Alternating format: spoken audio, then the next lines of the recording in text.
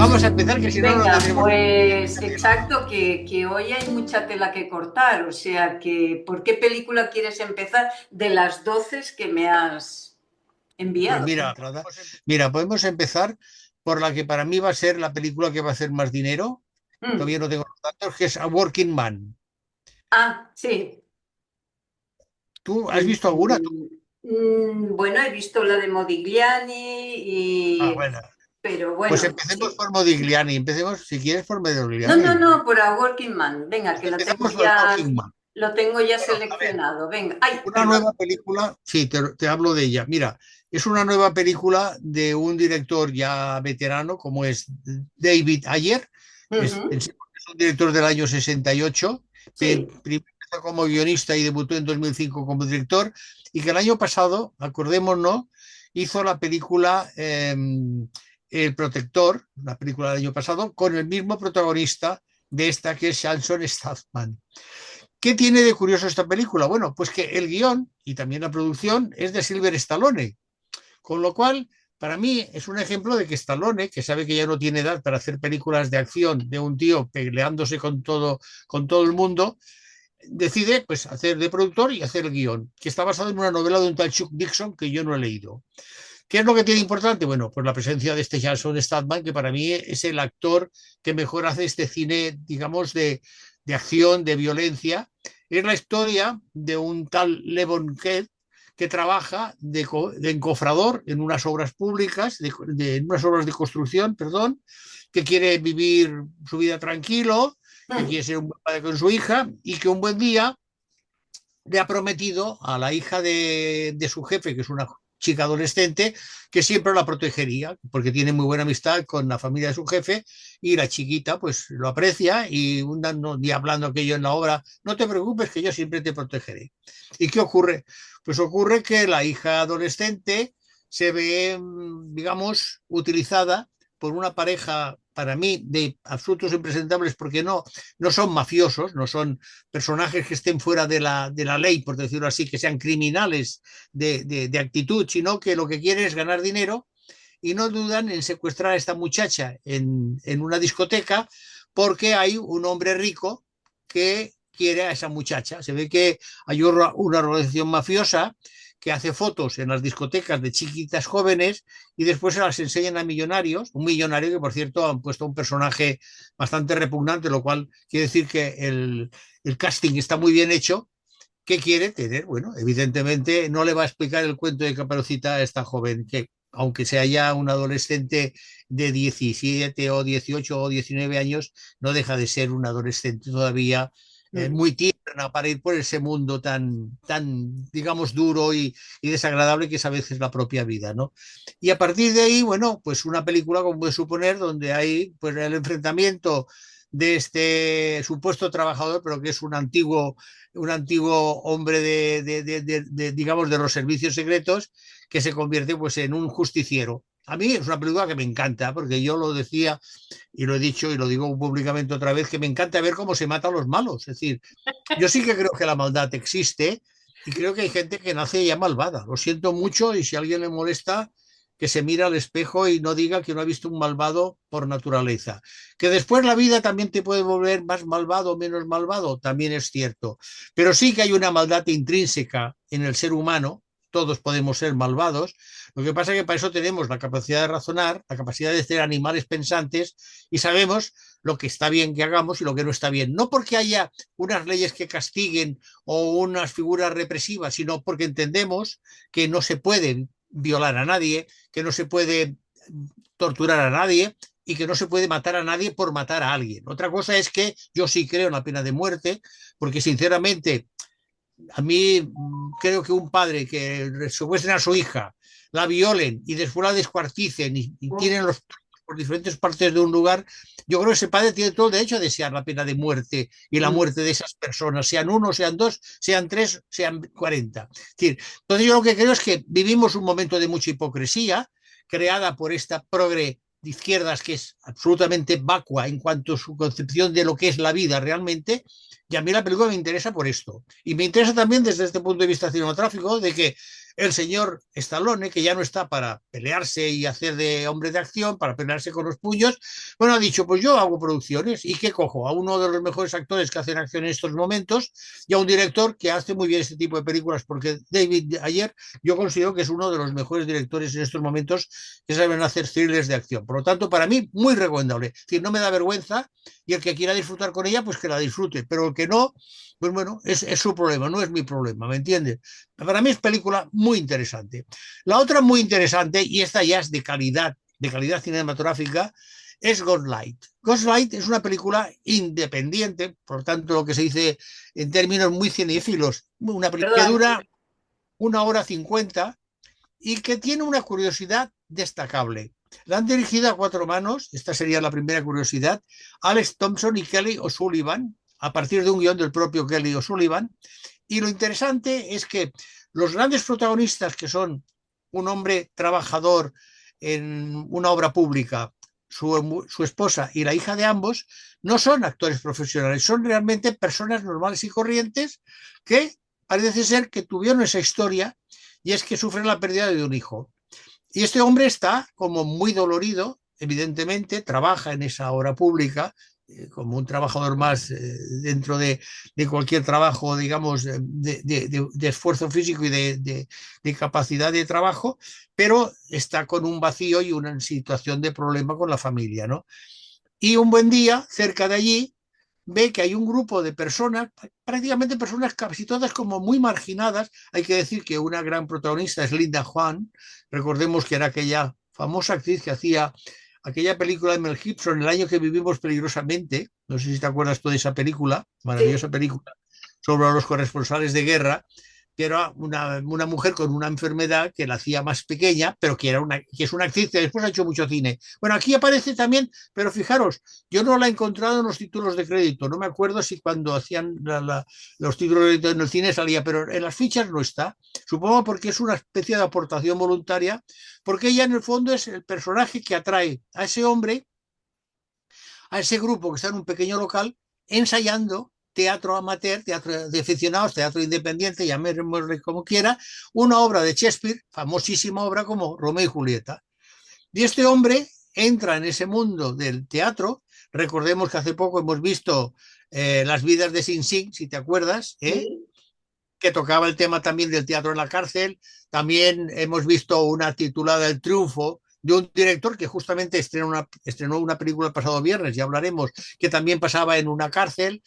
También los hermanos Tavianes hicieron una película del teatro como terapia en una cárcel. Es decir, el concepto del teatro como terapia para cuando personas están encerradas, el caso de los presos en cárceles, o cuando las personas se sienten, digamos, marginadas por diferentes razones, por edad, por su capacidad intelectual, por muchas cosas, ¿no? Y curiosamente que sea Shakespeare, que es para mí el dramaturgo de los dramaturgos y seguramente para una gran cantidad de personas Mayoría, que sí. amen el teatro, el que sirva de punto de reunión, ¿no? Y la entrada de este hombre hace que poco a poco también llegue la hija, también llegue la madre, para poder superar ese duelo. Para mí es un peliculón muy bien interpretada, ya digo, por esos tres personajes, que son Kane Kupferer, Catherine Malen Kupferer y Tara Malen, que son esa familia, pero también aparecen Dolly de León, Hannah Dworkin o Romy Rivera Vega. Para mí es un peliculón, película independiente, pequeña, que no sé si se estrena en muchas salas, pero que es absolutamente maravillosa. Esta es una de las 10 que hemos visto, que he visto yo. Vamos, si te parece, a Modigliani, que la tuya la has visto. Modigliani, bueno, me ha parecido muy entretenida, muy un poco loca el inicio, que parecía que estábamos en Piratas del Caribe. Ya sabemos que el director es Johnny Depp y bueno, no creo que sea una película muy profunda. Es una película de aventuras de un personaje que es muy interesante, Modigliani, ¿verdad?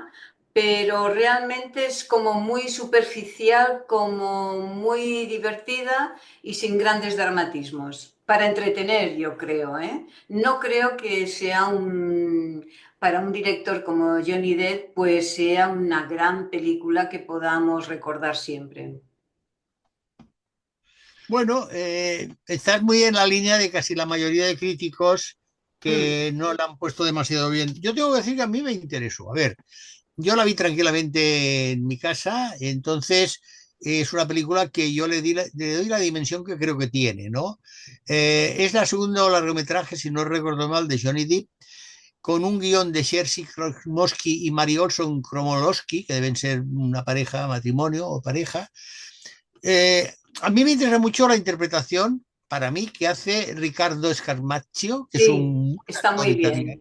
que Mm, está muy bien. mm. También me interesa mucho la presencia de Al Pacino y la de Antonia Bueno, Desplat. es que ahí es donde la película cobra ese impasse, ¿verdad? Esa tranquilidad de estar escuchando a una persona. Bueno, fantástico. Bueno, no, lo que pasa, a ver, yo de entrada entiendo que el señor Johnny Depp, o Depp, no sé cómo es la pronunciación exacta y tanto me da, porque voy a seguir siendo yo feliz por eso, que ha visto mucho en que el personaje de Modigliani, que evidentemente fue un pintor extraordinario, cuya obra en su vida, como pasó con Vincent Van Gogh, no fue reconocida, como pasa con tantos autores en todo el mundo y con otras personas que no son autores famosos, él se sintió como muy identificado con Modigliani. Yo creo que él se sentó muy a medio Modigliani y dijo, porque la pregunta es, ¿qué hace un actor de Hollywood que se dedica más como actor a hacer películas de acción, aunque ha hecho otras películas serias, por decirlo así, Sí, entre tanto. comillas, o de seria,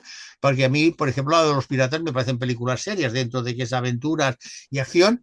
Eh, ¿Por qué se preocupa? ¿Por qué se interesa por Modigliani? Porque estos son 3 días en Montparnasse, 3 días de locura en Montparnasse, son 72 horas en una zona que todos sabemos en aquella época, esto pasa en el año 1916, en plena Primera Guerra Mundial, mientras que en París se estaba luchando, en las Ardenas se estaba luchando por otras partes de Europa, pero en París seguía la vida. Y vemos Sí, su historia con sus compañeros, con Maurice Trutrillo y Chaim Soutine, que después resultaron que fueron también dos grandes pintores de aquel sí, sí. momento, El de la y que, carne podrida, ¿no? Que es tan divertido. exacto, exacto, de la carne podrida, que es un pintor que alcanzó fama Ujú. pintando cosas extravagantes en aquella época. Ahora sería lo normal que cualquier señor para manifestarse y demostrar que es diferente a los demás, pues eso, pintara carne podrida o hiciera una instalación. Ya se han hecho instalaciones con carne podrida o con carne, ¿no? Que se va pudriendo.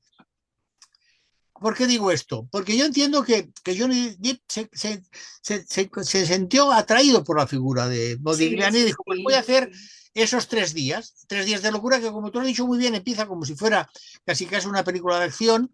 A mí lo que me sobra un poco son las pesadillas de él. Eso me sobra un poco. Es una Así. película que en vez de durar 1 hora 54, durará 1 hora 40, me queda Sería interesante, porque a mí óptima, la relación que sí. tiene él con la chica, la relación que tiene con sus dos amigos, el hecho de cómo vivían al día cuando estaba una guerra.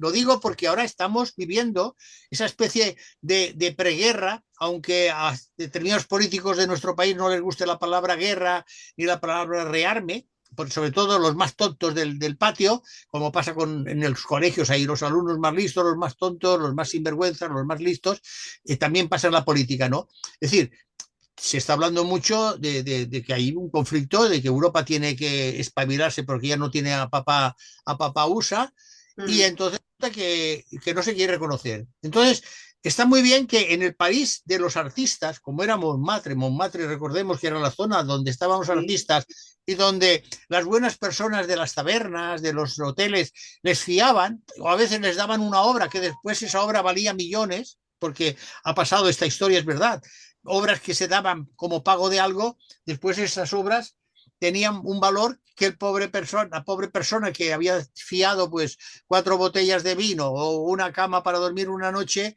se convertía de la noche a la mañana en millonario gracias a que esa obra valía mucho dinero al cabo de, no él quizá, pero sí sus descendientes, ¿no?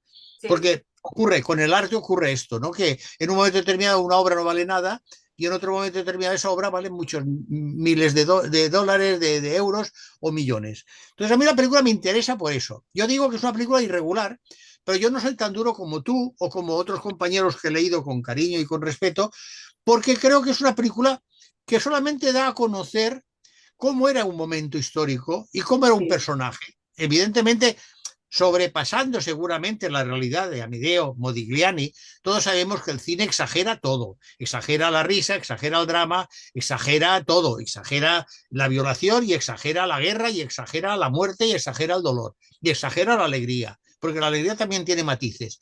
Pero a mí la película, que es una coproducción, fíjate, con Reino Unido, Estados Unidos e Italia, evidentemente al ser el italiano, pues Italia tenía que también estar presente. A mí me parece una película correcta. Yo no voy a decir que es una película para recomendar. ¿Usted quiere saber mucho de Modigliani? No. Pero que es una película correcta, sí. Y que no entiendo que se haya sido. A ver, si esta película en vez de Johnny Depp o de Johnny Depp la hace un tal José López Rodríguez o una tal Carmen Girado Rodríguez, seguramente no hubiera tenido críticas tan negativas. Yo creo que Bueno, sin. no es que sean negativas, ¿eh? Lo que No, no, pasa, sí, sí. No, no, han habido, yo no hablo de ti, ¿eh? Hablo de que han habido de críticas muy negativas. ¿Pero por qué? Porque lo firma el señor Johnny Depp. ya, Porque tenemos, sí, no, no, hay una manía. A ver, las personas inseguras, y yo creo que el 90% de la gente que hace crítica de algo es insegura, incluido el que les habla. Lo que pasa es que yo cada día intento luchar contra mi inseguridad. Eh, no aceptamos que alguien pueda tener la virtud de poder hacer una película de piratas o una película tonta y después hacer una película como director. Eso nos, creo que a una mayoría de personas le provoca envidia. A mí no me provoca envidia que el señor, no sé, que el señor Messi sea multimillonario. Me importa un rábano el señor Messi. A mí me importa más, no sé, el amigo que tengo enfermo o el amigo que lo han despedido de su trabajo en un periódico y está buscando trabajo, o me importa más el señor que se cae por la calle y le ayudo a levantarse. No sé si me explico, sí, ¿verdad? sí, ¿Me sí, entiendes, sí. no?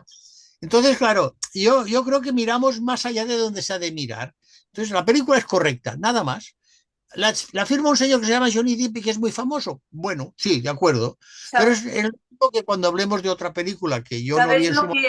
Sabes lo que ocurre? Que vi, me parece que el Indomable Modigliani en el 2023 y era un documental, ¿no? Un documental sobre la pintura de Bueno, él. pero era un documental. Sí, Claro. sí, no, bueno, lo que te quiero decir es que fue un shock, por así decirlo, conocer la vida de Modigliani, tan impresionante con respecto a las amantes, Sí, ¿no? evidentemente, pero tú sabes Entonces, perfectamente. claro, esta la he visto como muy divertida, es divertida, Claro, es que es una ficción es sobre una ficción Modigliani. muy divertida y Claro, que entretiene y bueno, y te echas unas risas y crees, que, crees acercarte al personaje, ¿no? O sea, sin más. Lo que pasa que es eso, que es lo que apuntas tú, o sea, ¿por qué Johnny Depp ha hecho esta película? Pues porque está seducido por el personaje y está, como yo decir, creo que sí. Yo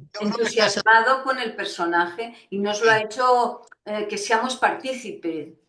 Yo creo que sí, yo creo que estaba seducido por el personaje y por eso se viene a rodarla, o la rodó, no sé de dónde la rodó, ni me importa, pero por eso hace una película sobre el personaje. Pero bueno, vayamos a para mí la mejor película del año, de momento, que es Sí, Por todo lo alto, como es lógico, es una película francesa, cuyo título original es En fanfare, dura 1 hora 43, por todo lo facilísimo, alto, ¿verdad?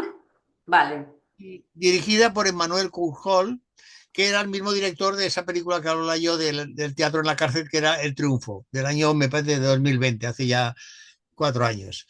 Es una película con guión del propio Emmanuel Courjol y de Irene Muscari. ¿Y de qué va? Bueno, pues va de historias de hermanos y de historias de genética y de historias de música. Al que le guste la música en fanfare, que es el nombre que se da en francés y que se refiere a una, digamos, a una banda de un pequeño grupo de trabajadores, no es solamente esa música, sino la música clásica que interpreta o que dirige el protagonista de la película, que es un tal Tribó, personaje que interpreta de forma extraordinaria a Benjamín Leverne, al que hemos visto no hace demasiado en El Ángel de los Pobres, Delicioso y Pastel de Pera con la banda, una película que estaba muy bien.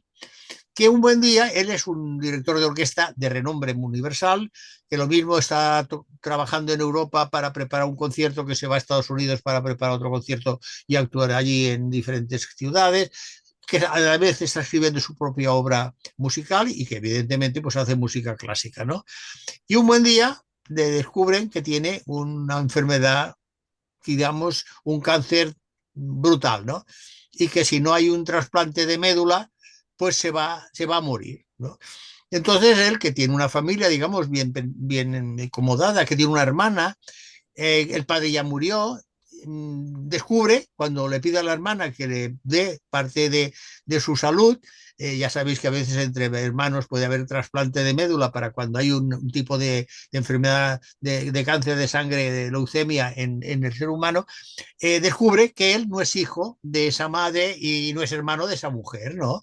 Porque le han ocultado que era un hijo adoptado. Ay, por Claro, él favor. monta en cólera, como es lógico, como persona inteligente, y dice que no hay derecho que le hayan ocultado esto, pero claro, él quiere salvarse, que como queremos todos, cuando tenemos una enfermedad, cualquier persona normal, y empieza a buscar quiénes son sus padres, hasta que descubre que tiene un hermano, que es un hermano de una clase económica humilde, de unos familiares humildes que lo adoptaron y que ahora ya está con la madre adoptiva que se ha quedado viuda y él, por lo tanto, vive con la madre y trabaja en un comedor como cocinero, pero que además resulta que toca el trombón en una banda, en esa famosa banda de fanfarria, esa fanfarria, de ahí viene el nombre en francés, donde toca el trombón porque también es aficionado a la música. Y entonces descubrimos cómo, y los dos evidentemente son hijos de la misma mujer, lo que no se sabe, porque yo no quedo si queda claro, parece ser que sí que son hijos del mismo padre. Pero lo que sí es cierto es que allí hay una genética, ¿no? Una genética que hace que los dos hermanos tengan esa capacidad por la música y ese amor por la música. Y hay que decir que el hermano, que se llama Jimmy, está interpretado de forma bestial por Pierre Lotin, Que que hemos... se está haciendo un hueco muy importante en el cine francés, Sí, sí, ¿eh? sí, acuérdate que Además este que año es súper, pasado, súper atractivo. sí, guapísimo, que el año pasado hacía, cuando cayó el otoño, que hacía el Sí, hijo de aquella señora que está en la cárcel, que sale efectivamente. y que supuestamente no se sabe si mata o no mata a una persona, ¿no? ¿Te Eso acuerdas, es, no no? se sabe. La de François Ozon, que era una obra pequeña, pequeña Bueno, obra muy magnífica la película, ¿eh? y Pierre Lotin es un actor extraordinario como Benjamín Laverne, ambos proceden del teatro francés, porque es De la así la comédie comedia. française. La comedia francesa es como el teatro de Shakespeare en Londres, ¿no? Que da grandes actores al cine, una vez demostrando, aunque el otro día con un actor de cine y de teatro discutía que él decía que no, yo digo que la única buena escuela de interpretación es el teatro, aunque Sí. me decía que no, pero bueno, yo sigo creyendo y lo seguiré creyendo hasta que me muera. Y la película es esta historia de encuentro entre los dos hermanos y la pregunta del uno y del otro. ¿Por qué tú estás allí y yo estoy aquí? ¿Por qué yo estoy allí? Aquí y tú estás aquí, ¿no? La diferencia de clases sociales que permitió que uno de los hermanos pudiera llegar a ser un director de orquesta de renombre universal y que el otro se tuviera que quedar como simple músico de saxofón en una orquesta digamos, de aficionados, en una pequeña banda donde quieren tocar en la ida en un concurso que quiere participar y que, bueno, ya no explico más, pero que el espectador va a disfrutar. Mira, solamente un ejemplo, un detalle. Esta película se pasó en el Festival de San Sebastián. ¿A qué? Pues ¿qué premio tuvo? Pues fíjate tú, si el público no es mucho más inteligente que el crítico, tuvo el premio del público del Festival de San Sebastián el Muy pasado bien, año.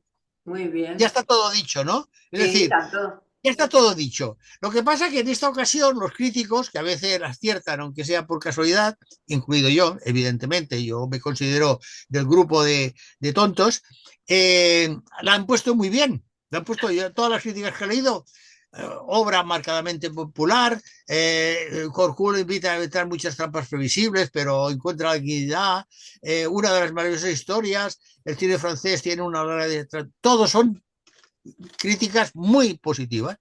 Bueno, porque por una vez el público, que es el juez único y último de una película, objetivamente hablando, y los críticos, que somos simplemente un cordón umbilical, un mecanismo de transmisión, pues han coincidido, lo cual para la película es un éxito, ¿no? Yo consigo que, no sé si tú estás de acuerdo, pero para mí, para la Sí. película es un éxito, ¿no? Vamos con una buena película española que no sé si has visto, se llama Tierra de Nadie. No, dime, Está dime. bien, está bien, pero a mí el final lo encuentro como excesivamente, me falta, no lo encuentro realista. Así toda la Ya. primera parte es muy realista. Tú no lo has visto, ¿no? Tierra de No, Nadie. no. Bueno, es una película de un director que se llama Albert Pintó, que ya había hecho alguna película de acción muy interesante, pero que destaca por una cosa, porque el guion es de Fernando Navarro, un excelente guionista español, y sobre todo porque tiene tres actores excepcionales como Luis Zaera, Carla Ya. Lejalde y Jesús Carroza, que interpretan a tres amigos, tres viejos amigos, que son Mateo el gallego, un guardia civil que se llama Juan el Exale, y un pescador convertido en narco por la mala suerte y el paro, ¿no? Perdona, Mateo es el guardia civil, Juan Achale es el narcotraficante que es un pescador en paro y Benito el Yeye es un depositario judicial. Entonces, entre los tres, como es lógico, al ser uno guardia civil, el otro un narco, o sea, un traficante de drogas, y el otro un simple, pero evidentemente, digamos, honesto e integrado depositario judicial, siempre están a caballo de uno que persigue al otro, el otro que va a presentar denuncias. Es una película muy simpática por ese concepto de que lo que habla es de la amistad de esos tres personajes cuyas vidas se han separado por circunstancias, valga la reducción de las vidas, el uno un guardia civil, el otro un pescador sin trabajo que se ha convertido en traficante de drogas porque es lo más fácil de meter y porque se gana más que con los cigarrillos ahora, aunque hay una película que habla, una serie, perdón, que habla de cigarrillos también en un momento determinado de la guerra de los Balcanes, y lo digo porque es una serie interesante de Filmin, pero que cada uno lo busque en Filmin. Y el personaje, digamos, el personaje intermedio que sería el fiel de la balanza entre estos dos extremos, el que tiene que hacer respetar la ley y el que se transgrede la ley, ¿no? Y en medio está ese Benito Ayeye, ese resignado y depositario judicial, que lo que intenta es que entre los dos amigos, entre los tres amigos haya concordia. Lo que pasa es que, claro, el final es un final de mucha violencia. A mí me pareció interesante, sobre todo por el trabajo. He visto para el tráiler que tanto las cámaras como la actuación de los actores, o sea, captan muy bien lo que es la estética de la violencia, ¿no? O sea, Sí, sí, veo la que estética de la violencia. saben cómo utilizar un arma, ponerse bien, Exacto, sí, no, no, ¿sabes? es O que sea, el sí, sí, director, he visto que el la director cámara es muy está muy bueno, bien, ¿eh? sí, el director es muy bueno, y ha hecho muchas películas sobre el tema y está muy bien dado. Albert Pintor sabe dirigir bien y después parece ser que está basado en hechos reales. Supongo que como pasa en Cádiz, porque esto pasa en Cádiz, sí se refiere a alguna situación en Mm, el que pues hubo este conflicto entre tres personas que se conocían y que tenían diferentes intereses y diferentes, digamos, personalidades en el mundo, ¿no? Y por lo tanto mm. se enfrentaban por razones de tipo de legalidad y de legalidad, ¿no? Que son temas que siempre se producen. Otra película que también quiero hablar es un documental interesantísimo, se titula Un hombre libre, dura 1 hora 28, que es digamos, una extensión muy adecuada. Lo ha dirigido una conocida, Laura Hotman, que lo que hace es, también es la guionista junto a María Valderrama, que lo que hace es seguir la vida, sumergirse en la vida de un escritor almeriense, Agustín Gómez Arcos, que había nacido en 1933 aquí en España y que falleció en París en 1998. Era un conocido dramaturgo y novelista que, por haber nacido en el 33 y haber tenido que hacer su carrera, su obra literaria y teatral en tiempos del franquismo, eh, se fue a Francia y en los años 70 una editorial francesa empezó a publicar su obra y en los años 70 se convirtió en un gran dramaturgo de la escena literaria, tanto francesa, libros como teatro, y que en España estaba en la sombra. Es decir, por eso el trabajo de Laura Hotman me parece un trabajo muy interesante, porque lo que hace es recuperar a un personaje importantísimo dentro de la dictadura española, aunque es publicar en Francia, ¿no? Y después es interesante porque hay manifestaciones, declaraciones de personajes tan conocidos como el señor Pedro Almodóvar, evidentemente sale Agustín Gómez Arcos, aunque ya esté muerto, con material de archivo, Marisa Paredes, Marisol Membrillo, Paco Berreza, gente, Antonio Maestre, que es un conocido personaje de la televisión, Pilar Borrás, etcétera, etcétera, todos ellos para explicar la importancia dentro de la cultura literaria y teatral española de Agustín Gómez Arcos. Y por lo tanto, un documental informativo muy interesante que ayuda a descubrir a un personaje, a un intelectual español, pues tapado justamente por lo que fue ese momento del franquismo. Me parece que me queda +5. Vamos con otro tipo de película. ¿Cuál? Sí, esta película dedicada a este escritor en el exilio, porque... Ay, se ha cortado, sí, No, vale. no, dime, dime. Perdona. Vamos a ver, las visiones de cada momento histórico se han de ver desde las dos partes. Por eso yo también he querido elegir una película que se estrenaba el viernes 28, seguramente en pocos cines y con mala publicidad, que se titula +5. A ver, +5 es una película, digamos, pro vida. Es una película cuya intención es poner en evidencia si el aborto en una muchacha, digamos, de menor de 18 años, es decir, no de mayoría de edad, es correcto o no es correcto. Todos sabemos que en España es un país muy avanzado en estas tonterías y muchachas sin consultar a los padres pueden perfectamente abortar. Y aquí la historia es la de un productor al que vemos en un coche con un director y con un productor que va con un director de esto, y no me acuerdo quién es el que van a casa de un hombre porque les ha propuesto lo que llaman un mirlo blanco, ¿no? Le quiere poner dinero para hacer una película. Entonces ellos están muy ilusionados por el trabajo. El productor desde el coche llama a un guionista también sin trabajo, que tiene una hija de 15 años, y que en un momento determinado esta hija de 15 años le pide 30 euros porque se los debe a una compañera. Digo esto porque a lo largo de la película, ya lo verán los que la vayan a ver, no voy a explicar nada más, se produce este hecho. Entonces, este hombre llega con el coche, sube el amigo que va a poner el dinero y les lleva a casa de una mujer que ha cedido la casa porque tienen la intención de que la película, que después se sabe lo que es, la filmen en esa casa, que es una casa preciosa. Hay que decir que en el reparto están actores de categoría como Benjamín Lorenzo, perdón, Javier Lorenzo, Juan Rueda, Asunta Serna, que es la propietaria de esa casa, de esa mansión, Antonio Reyes, Daniel Ramos y la joven María Cor. El guión, la película la han dirigido a cuatro manos Luis de Lagos y Pablo Moreno, y el guión es de Luis de Lagos y Benjamín Lorenzo. ¿Por qué es una película que a mí me interesa? Bueno, porque en principio explica lo que es la vida o el momento de la gente de cine. Es decir, cómo cuesta levantar una película, cómo hay que poner de acuerdo a varias personas. Y la cuestión es que cuando el que va a poner el dinero, que no es el productor, sino el inversor, dice que quiere hacer un documental pro vida, tanto el director, que va de progre, como el guionista, que también va de progre y evidentemente de persona de izquierdas, que lo que quiere es denunciar y denunciar y denunciar, porque hay tantas cosas que denunciar, empezando por ellos mismos, que claro, se niegan absolutamente, ¿no? El productor tampoco es que sea muy partidario, pero no le importa tanto, ¿no? Dice, bueno, yo ya podemos arreglarlo, tal y cual.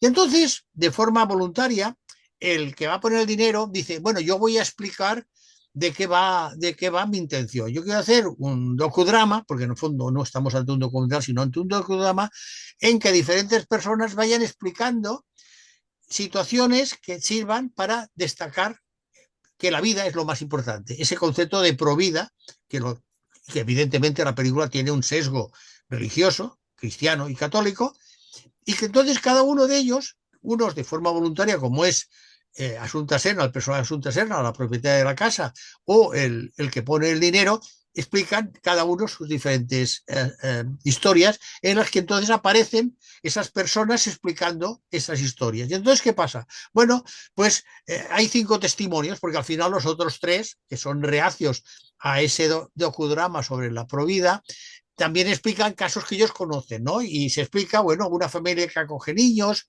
otra que cuida a los hijos de otros, una fundación que ayuda a mujeres, una eurodiputada que tiene 9 hijos, una familia con una hija enferma, todo esto, ¿no? Y después hay una sexta historia, que es la que no voy a explicar, pero que se produce mientras se está explicando esas 5 historias, que es la historia que demuestra que cuando los rayos te caen cerca de ti, te preocupas de los rayos, pero que cuando los rayos no caen cerca de ti, los rayos y decide que empieza a dibujar y a pintar. Y el padre se lo fomenta, incluso se le puso un espejo encima de la cama para que pudiera ver lo que estaba pintando de forma más cómoda, porque tenía que estar muy echada, ¿no? Entonces la película, ¿por qué es interesante? Bueno, porque como decía, está basada en estos libros escritos por Sylvie Foucher, libros infantiles, pero que están ilustrados, yo me he equivocado, por una tal Cara Carmina. ¿Y qué hace la escritora y que han hecho los guionistas y, y los directores? Bueno, coger los diarios del artista que relatan esa infancia alegre y difícil a pesar de las enfermedades, pero sobre todo por la ayuda que le dieron sus padres, de cómo ella supera esa situación y se convierte no tan solo en una mujer creativa, sino en una mujer luchadora por los derechos de la mujer, ¿no? Entonces, a mí me parece que es importante el hecho de que a los niños, a través del cine de animación, que es el lenguaje que más les acerca, puedan llegar a entender la fuerza de voluntad de una niña que superó esas secuelas en una pierna, concretamente la pierna derecha, que superó el bullying, que superó después el que un novio la abandonara y tuviera un accidente circulatorio y quedara muy maltratada, y que al final encontró pues el camino del éxito, digamos, del éxito en su profesión o en su capacidad creativa a través de un personaje famoso dentro de lo que era la cultura pictórica que era Rivera, ¿no? Yo creo que es una película de animación muy interesante, que puede interesar tanto a los pequeños como a los mayores, y que enlaza muy bien con otra película de animación muy simpática, donde también se habla del poder del dibujo de animación, o sea, del poder del cómic o del dibujo de cara a lo que sea la narración con viñetas, y de lo que es el cine de animación, ¿no? Se titula Diplodocus, es una producción entre Polonia, República Checa y Eslovaquia de 2024. Esta dura 1 hora 33 y tiene dirección y guión de un tal Wojciech Basinski, si lo digo mal, que me perdonen los polacos, pero que es estupenda porque es la historia de un pequeño diplodocus de color verde todo, que vive con sus padres en una especie, digamos, de retiro, muy tranquilo. Sus padres le dicen, él quiere salir a la aventura, ¿no? Típico de todos los jóvenes, que cuando somos jóvenes creemos que descubrir el mundo nos va a hacer mejores, nos va a hacer más grandes y lo que nos va a dar son más problemas. Pero bueno, el instinto natural de cualquier animal es ir más allá del nido, ¿no? Del nido, de la cueva, de donde has nacido. Y este niño que es un diplodocus, este Diplodocus quiere salir de este lugar. Y entonces vemos que cambia a personajes reales porque se ve a un dibujante que está dibujando ese cómic, pero que llega una muchacha que dice, yo voy a ser tu representante, pero tienes que dibujar cómics para adultos, esto es muy aburrido, ¿no? Y tienes que borrarlo. Y él con la goma empieza a borrar. Y vemos como las viñetas donde están los padres, donde está el lugar, empiezan a borrar. ¿Qué hace el pequeño dinosaurio? Pues salir por piernas, mientras el otro va borrando, él va pasando de viñeta a viñeta hasta que pum, pega como un salto, digamos, espacial y se mete en otro mundo de cómics y va de cómic en cómic. Una película muy curiosa, muy simpática, muy bien llevada, e igual que tenía muy buen dibujo y muy buena animación la de Infidelidad, esta tiene también una animación y un dibujo extraordinarios. Por lo tanto, también creo que es una película de aventuras con un pequeño dinosaurio como protagonista y que vive diferentes situaciones porque va a diferentes cómics, con lo cual se enriquece un poco ese concepto del dibujo y de la animación, ¿no? Película, ya digo, muy recomendable, creo que para todos los públicos, evidentemente los más pequeños serán los que disfrutarán más, pero para mí muy recomendable. Y me queda solamente recordar otro documental muy interesante dedicado a uno, si antes hablábamos de un hombre en libertad, ahora hay que hablar de otro hombre que aunque estuvo en España durante el franquismo, también supo irse a Francia y hacerse una vida allí importante. Estoy hablando de Paco Rabanne. El título del documental es Paco Rabanne, una vida fuera del patrón. Está muy bien, porque todos sabemos que en la moda se utilizan los patrones, ¿no? Y claro, Paco Rabanne era un hombre que estuvo fuera del patrón. Es una coproducción de España y Cuba que ha dirigido Pepe G. Ramos y Tirma Pérez, con guión de Pepa G. Ramos, de Pepa G. Ramos. ¿Por qué es buena la película? Bueno, porque lo que te hace es explicar de que este hombre era un iluminado. Además, sabéis que este hombre también se daba de... Era muy católico, muy creyente, pero se daba de que también tenía visiones de futuro y fue muy esotérico diciendo que el final del mundo y muchas cosas de estas, de forma muy curiosa, ¿no? El documental lo que hace es incidir con mucha imagen de archivo, que eso es muy interesante, porque te aporta cosas de los años 60, los años 70, de él en España o de él en Francia, de cómo trabajaba sus vestidos. Recordemos que él utilizó el metal para Sí. hacer una revolución en el concepto del vestido de mujer. Y es interesante porque la película hace referencia, en el documental hace referencia a cómo determinadas películas utilizaron vestidos de Paco Rabanne. Yo te recuerdo, a ti y a los que nos estén viendo y escuchando, que también aparecía vestida de un traje de Paco Rabanne la actriz Audrey Hepburn, acuérdate, en Dos en la carretera, no sé si te Sí. acuerdas. Y después también Brigitte Bardot también lo utilizó en una de sus películas de aquellas de ciencia ficción. ¿Por qué? Porque Paco Rabanne hacía unos, que lo hacía incluso él de forma manual, o sea, que él hizo su equipo, pero él también se ponía a doblar metal y a poner y a engastarlo, ¿no? Con otras piezas metálicas.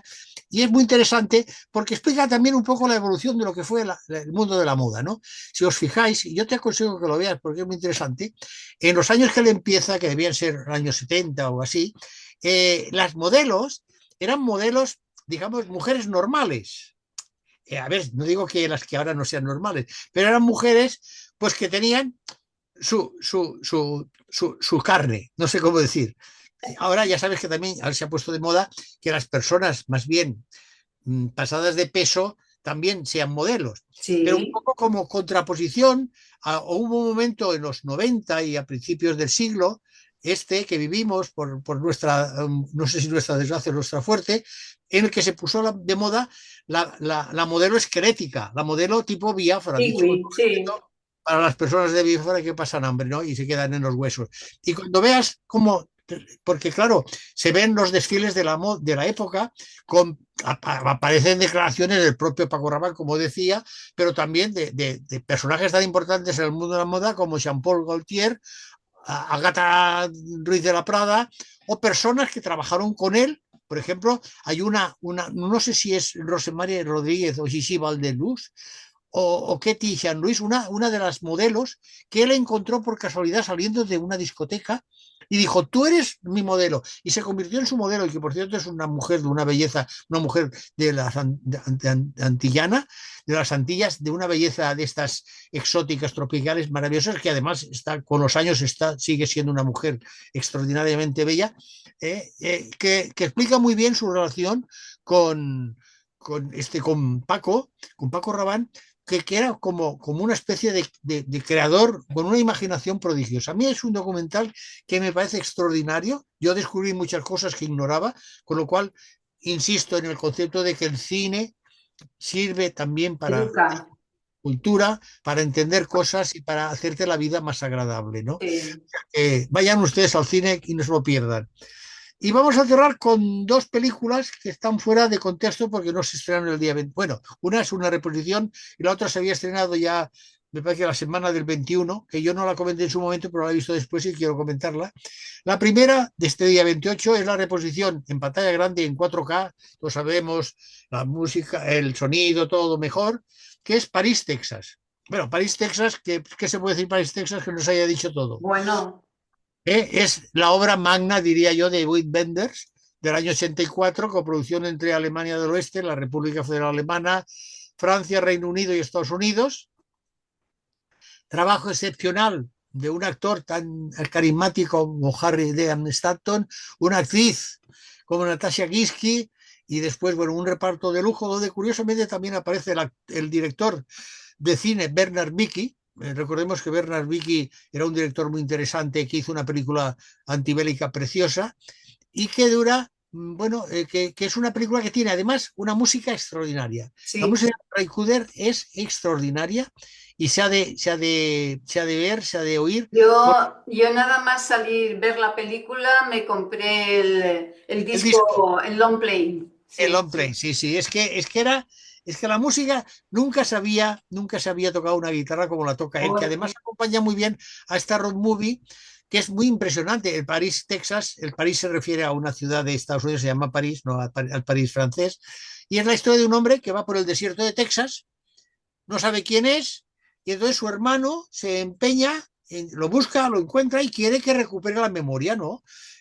Porque no recuerda su vida anterior en 4 años. Y entonces, claro, él ha abandonado a su mujer y a su hijo, le empieza a presentar gente para que vaya recordando, ¿no? Y es una especie, digamos, de reflexión sobre en qué medida el recuerdo es tan importante en nuestra persona porque nos permite ser nosotros mismos. Es decir, no solamente somos nosotros por el momento en que vivimos, sino por todas las experiencias que hemos tenido y nuestro recuerdo lo tenemos archivado en nuestras neuronas y en nuestras sinapsis, y como tenemos archivadas nuestras ilusiones, que a veces son también el futuro, que son ilusiones que se pueden realizar y por tanto se convierten en un futuro realizable, ¿no?